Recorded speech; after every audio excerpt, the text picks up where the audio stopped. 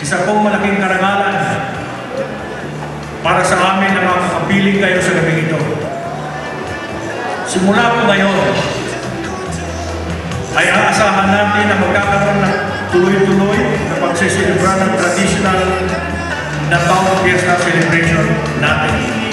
So please enjoy the evening. We will be dancing and continuing ballroom dancing until 2 o'clock in the morning. Hanggang sa sumunod tayo.